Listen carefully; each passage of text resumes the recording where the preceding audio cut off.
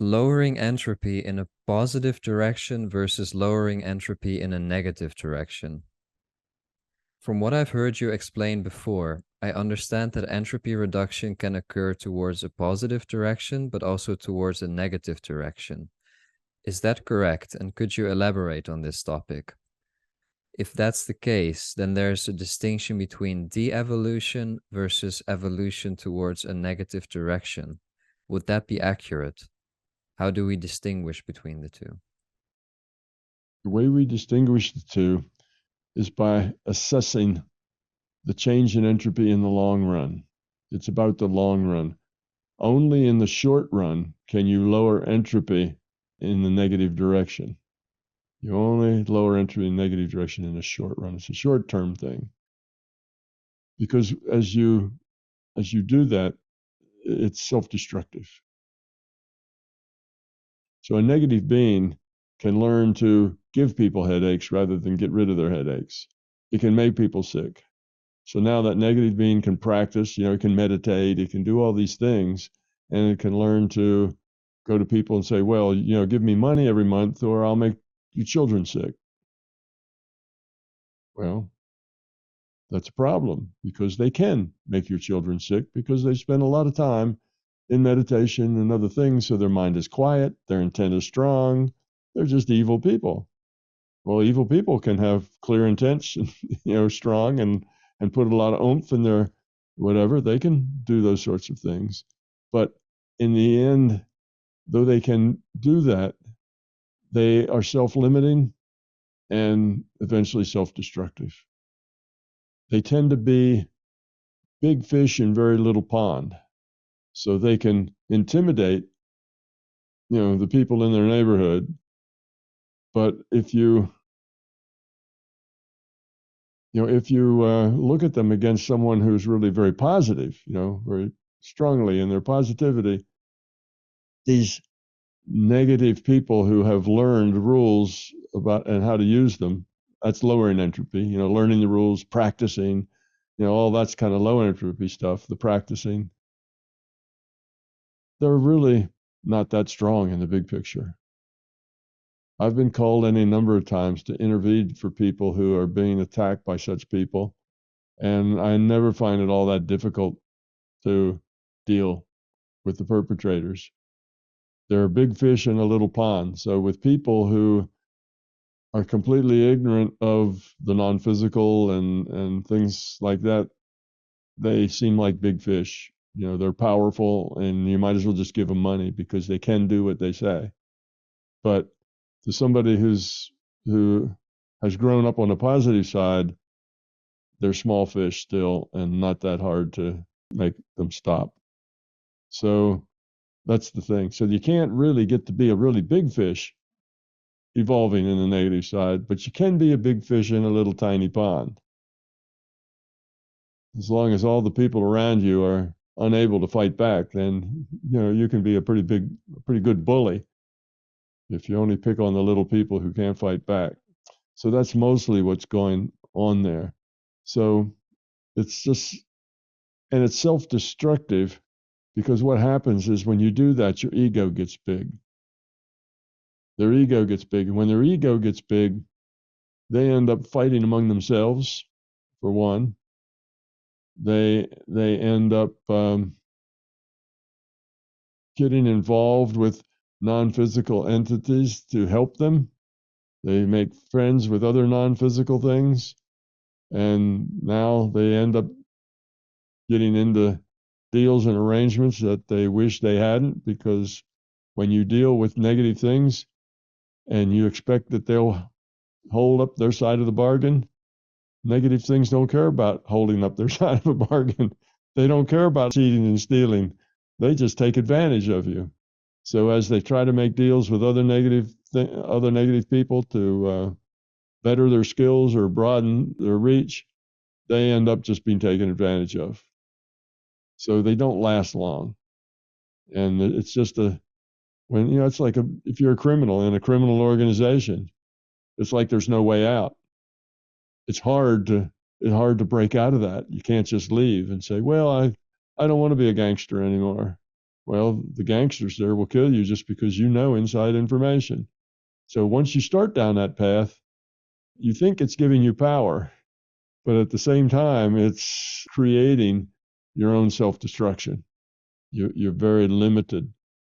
And it's the same with these kinds of people. So yes, a negative being can learn how to meditate, can practice at modifying future probability, and can get relatively good at it, but so good.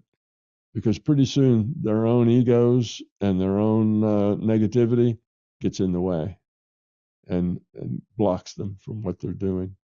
So that's how that works. It's just in the short term. And the way you kind of judge what's going on, the way you assess it is by looking at the long term. Look at the long term and see where the entropy's gone. If the entropy seems to be, well, they lowered their entropy a little because they studied hard and practiced long. All right, but they raised their entropy tremendously because they hurt all these people. You know, they caused all this trouble. So you go, you got that much, a little bit of entropy reduction, but a whole lot more of entropy growth. And in the end, all that excess entropy, they're just getting worse off and worse off and worse off. So that's really what I meant by that. But the negative can lower their entropy in some ways. They can study, they can learn, they can get proficient, they can get very organized about how they hurt people. The mafia is very organized about how it damages and rips people off and so on. But eventually it self-destructs. It doesn't last but for so long because it's negative and it comes apart at the end. But it may be a well-organized, it may look like a low entropy organization there. They've got all kinds of people doing their bidding and everybody's obedient, and it seems like it's a pretty low thing. I also get that comment sometimes. They say, well, an army is a low entropy configuration of a bunch of people, right? They all walk in step, they all march together, they all fight together, they all help each other out. That's pretty low entropy. I say, yes, that's about this much low entropy, and it's about that much high entropy. So yes, that's the difference. If you look at the long term, all right, they look pretty low entropy out there on the parade field. Going around. What a low entropy organization there. Look how they're parading around. But when they get out and destroy things and mess up people's lives and create disruption, well, okay, in the long term, eat a little bit of low entropy and a whole lot of high entropy. They're really a high entropy kind of thing. So high entropy things can go low entropy in certain ways and limited, for limited time. But in the bigger picture, you can see that low entropy and high entropy are very obvious as to which is which. All right, so let's do number 2. Okay. How does a being who lowered its entropy by evolving into a negative direction manage to get onto a positive trajectory? Does such a being have to de-evolve first before evolving again? Or is there another way? Yeah, no, it doesn't have to do that. It just starts by making better choices. And a lower, how does a being who lowered its entropy by evolving into a negative direction? You don't lower entropy by evolving into a negative direction. That's not the thing. You are a negative entity, and you can lower your entropy a little by your behavior, by what you do, by your focus, by being industrious and careful. You can lower entropy a little bit. But if you're negative, you're negative. You don't lower entropy by becoming negative. That's not how that works. But anyway, the question that you were talking about here is, does such a being have to de-evolve first before evolving again? And the answer is no. It just starts making better choices. So you can have a negative entity and it realizes that its path is only down. It's not going to grow, that it doesn't want to be there anymore. It changes its mind. It's the guy that wants to quit the mob, It doesn't want to do that anymore. It just has to start making better choices. And then that starts turning it around, and eventually it can go the other way and become a positive entity. Because the example that I always have in mind is like a voodoo practitioner or whatever you Mhm. call it, like a voodoo Yeah, wizard. And like they are evolving themselves in the sense that maybe they're learning to control their minds, yeah, get into a meditative state, to really dedicate themselves to something. So they are developing some positive qualities, but of course they're using them for a very destructive purpose. right. So in some in some ways they are evolving, but not in a they're not de-evolving. It's different from a being that is just in complete self victimhood state, just being home doing nothing out of fear. It's like you have these two types of negative entities. It's like some of them are very disempowered and just fearful, Mm-hmm. just sitting at home complaining about the Right. world and other people. And then there's these other beings who are they Working still hard at being negative. yes, Yeah, very hard to be negative. Yeah. right. And so there Mhm. there does seem to be somehow there's some entropy reduction there, even though Yes, it but goes it's very towards small. a Yeah, negative direction. Yeah. yeah, it's very small, and in the bigger picture, in the long term, in the bigger picture, they're always just negative beings. The whole system doesn't last long. It's self-destructive. Does the fact that we can lower entropy into a negative direction account for this phenomena? Yes. All right, so let's get into the last part, which is a thought that I was having, because I was listening to a guy, and he was saying that a lot of the things that he achieved in life were because of the fact that he had so much anger in his system, and he used his anger to drive him to achieve all of those successes. Mhm. So, my question is, could we speak of emotions in terms of these three categories as well? In the sense that some emotions are high entropy, others correspond to low entropy in a positive direction, and yet others correspond to low entropy in a negative direction. So some negative emotions seem more effective compared to others. Like I just said, I was listening to a guy who, in my view, had a lot of internal issues, especially anger, but who managed to attain a lot of wealth and success in life. And he said that his anger fueled him to achieve all of it. Mhm. And that made me realize that anger is in some ways perhaps a more effective emotion in the sense that it can create more change in a focused, intentional direction, even though it will probably be negative, compared to an emotion such as insecurity. An emotion such as anger can give a being the power and the focus to create some serious change in the world. Yes, it can, but change is not necessarily a good thing. Right. The change that anger makes is usually changes that are also negative. That also are problematic for people. You may you may get wealthy by lying and cheating and stealing. May make you wealthy, but it doesn't the wealthy doesn't mean that you've succeeded. You succeeded in a material way, but you haven't succeeded in growing up. You haven't succeeded in a sense that we talk about success with consciousness. It's with becoming love. Okay, so the anger may produce a big ripple in the world. Yes, nastiness does. There are wars that are fought that kill tens of millions of people aren't necessarily out of anger, but they're out of a need for power. So again, you get a negative kind of thing. I want power. So you end up killing lots and lots of people so you can have power.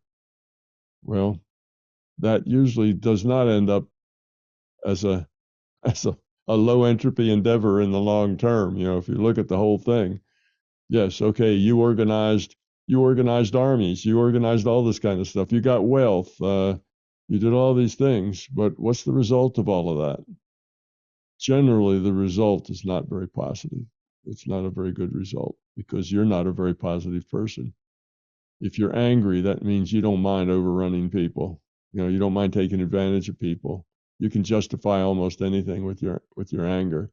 So typically that doesn't build good things. Now, that's just one part of it. You said this emotion, such as anger, can give a being power and a focus to create some serious change in the world, but only in the short term. Again, it's only in the short term.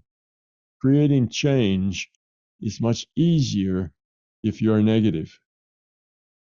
It's about creating change. Negative can create change. It's easier to destroy than to create. It took years to build the World Trade Center, but it only took 15 minutes for it to be taken down. Destruction is just easier.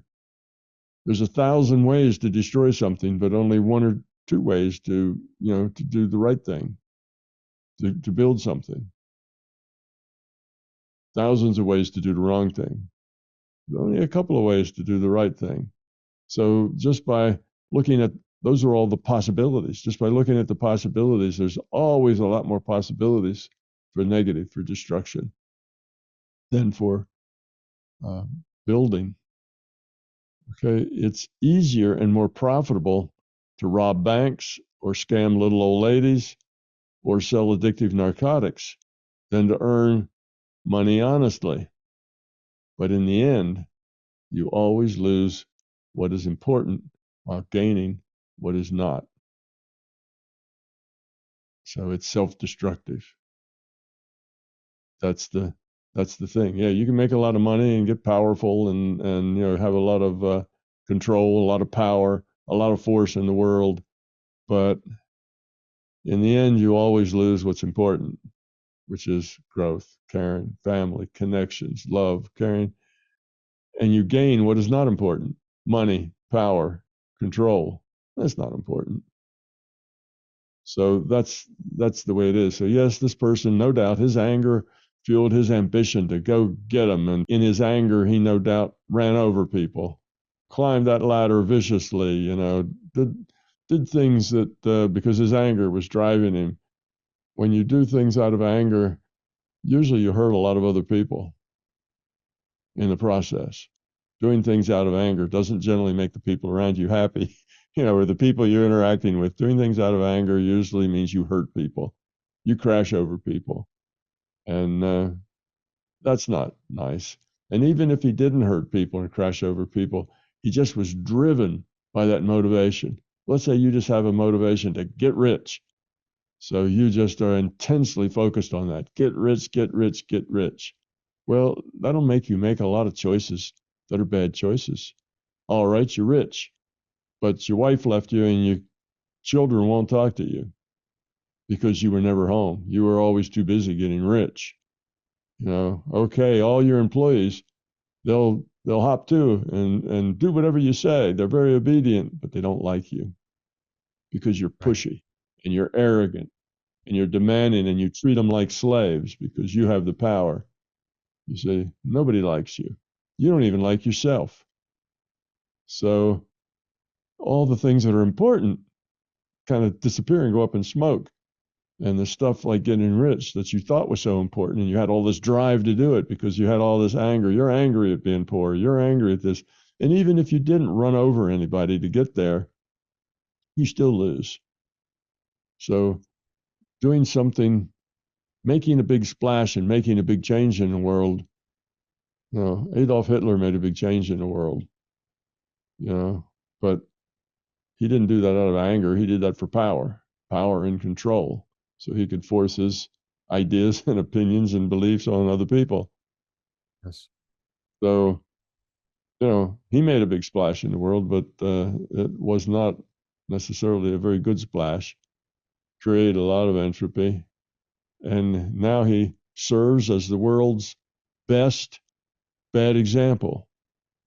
His name probably comes up 1,000 times a day. Everybody uses him as an example of how not to be, an example of failure to be a good citizen, to grow up.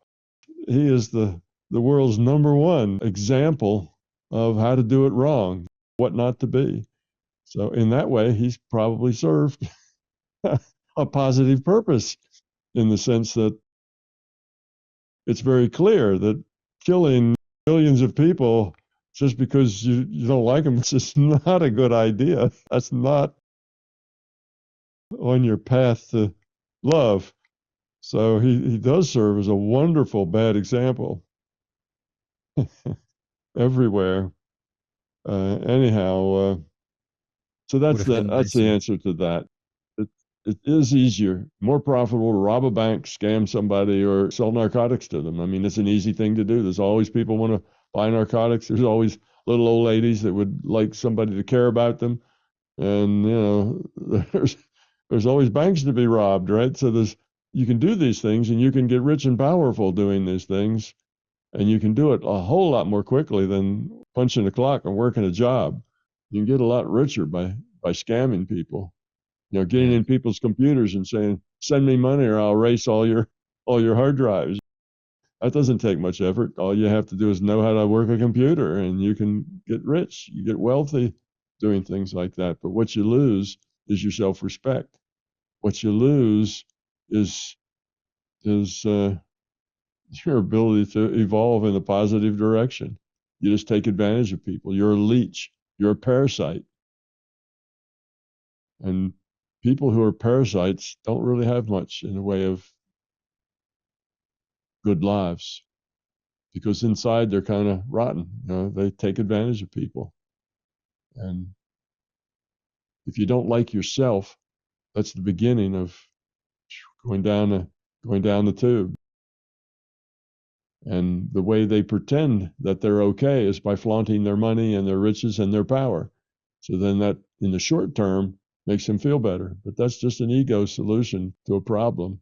And if you ever look inside people like that, they're miserable. They're unhappy. They don't have friends because nobody can trust them. Nobody would want them as a friend because they're liable to have their hand in your wallet. You're not careful. They're not nice people. They're users. You're around people who, once you find out they're just a user, everybody stays away from them. So you become a pariah, a rich pariah, but you don't like yourself either. So it's not a happy path to go down. Yes. Anger is the wrong reason to build anything. And anger drives people, it probably drives them to make bad choices. Like I say, to work, 16 hours a day, and then totally miss out on the things that really matter, which are the relationships and the family and those connections. That's what's important. That's where the good choices are. The choices to run over people or not run over people, and you choose to run over people. Those are not good choices. So they may look happy and wave a lot of money around, and they can move things. They can get things done. They can damage people or help people. They're powerful. But in the eyes of, from the viewpoint of consciousness, most of them are failures. From the viewpoint of the physical reality and money as power, they're successes. I'd rather be a failure at money and power and a success at growing up. That's much more meaningful here and in the long term. Yes. Thank you, Tom. That was a great answer. I and MBT Events hope you liked this video. We will continue to post videos for free on my YouTube channel, but please understand, these videos are expensive to produce. They represent many thousands of hours of production and editing, as well as all the necessary audiovisual equipment, computers, and software. If you find something of significant value in our videos, please consider supporting their production through our Patreon account or through a one-time donation. It would be very much appreciated. The links are in the description below. Thank you.